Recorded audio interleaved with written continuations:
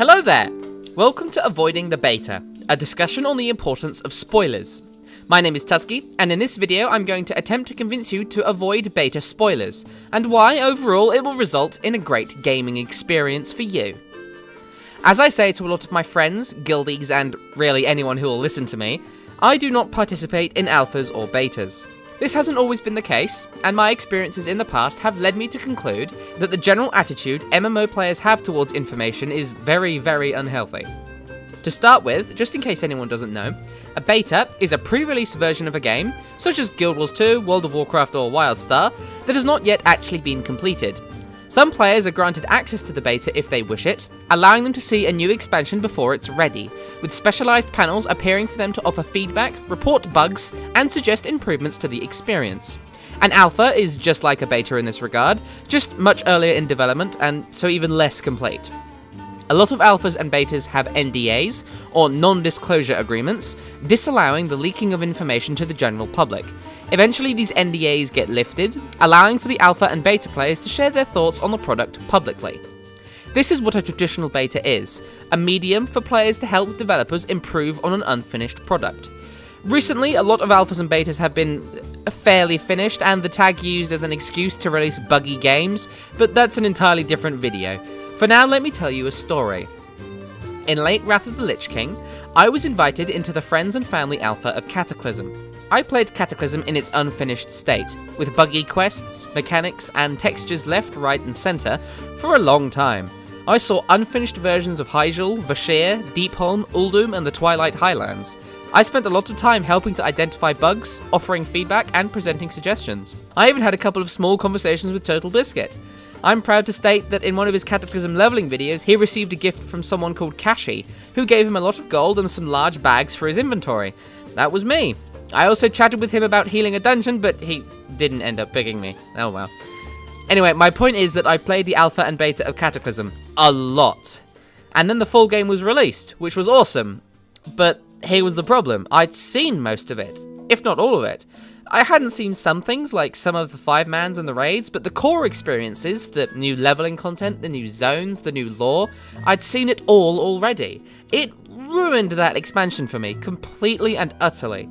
I ended up taking an extended break, even after some of the new patches like Firelands and Dragon Souls, for quite a while. The reason why? I'd spoiled myself, because I was desperate for information. I wanted to see the lore, I wanted to see the quests, the mechanics, the zones, the art. But I got an unfinished, buggy, unpolished version of those things. This is my point. MMO gamers, by their nature, want more information. They want to see the latest content as soon as they can. But this, by its nature, is unhealthy.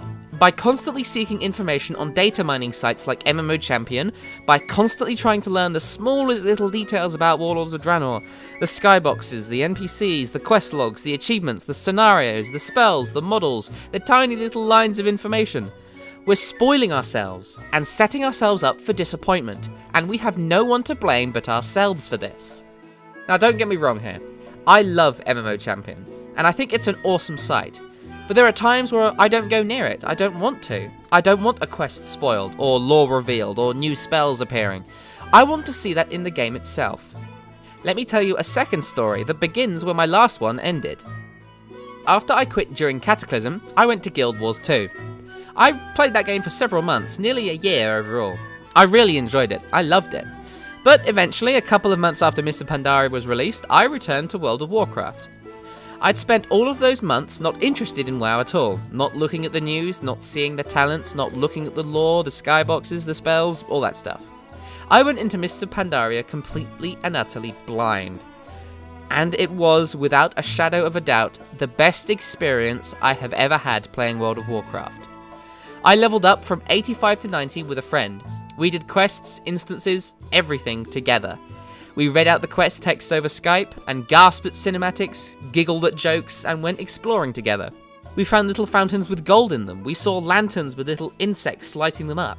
We've revelled in the intricate details, and we were awed by the sights of the game. We got goosebumps at the Stoneplow cinematics, which we had no idea was coming. We gasped when we saw Rathian in the Tavern of the Mists. These were some of the best times we had playing the game, and it all stemmed from the fact that we had not spoiled ourselves with information. We got goosebumps at cinematics we saw in the actual game, after the quest chains and the fighting, where it would have the most effect, not on a website. We awed at the sights we had seen for the first time in WoW, not as a screenshot. We gasped when we saw Rathian because we did not know he was going to appear. It captured the spirit of first playing WoW. If you can think back to when you first started playing, everything in every direction was new. The quests that you meticulously read, the NPCs that you watched talk to one another, the landscapes that you were excited to explore. That's what it felt like. After several years of playing the game, I was able to recapture that, and so can you. All you need to do is avoid beta information. Now, I'm not saying you should avoid everything. A lot of people, myself included, want to see the new models desperately. Oh, I cannot wait for the new trolls. And I look forward to seeing art crafts on them. I'll watch the cinematic for Warlords of Draenor as soon as it's released. Things like that get you excited for the game, that tease it without spoiling it, are great. But going onto a website and reading a quest log or seeing a screenshot with a whole bunch of lore characters in a really important location, I try to avoid those, and really so should you. MMO gamers, and really all gamers, are too impatient. That's the problem. Try to relax about Warlords of Draenor. If you see something on a website that has a spoiler tag, or that looks like it might reveal a lot of information, avoid it like the plague. It'll be so much better when you can see it in the game for yourself and drink in the details. You only get one chance to see this stuff when a new expansion releases. It's so important that you do not squander it. And if anyone, anywhere, tries to spoil things for you, kindly tell them that you don't want anything spoiled. Turn off guild chat if you have to for a little while, or ask people in Vent to just not discuss it while you're there. If you're one of the people who are being asked to not discuss this kind of thing, damn well respect people's right to enjoy the game the way they want to. You only get a single chance.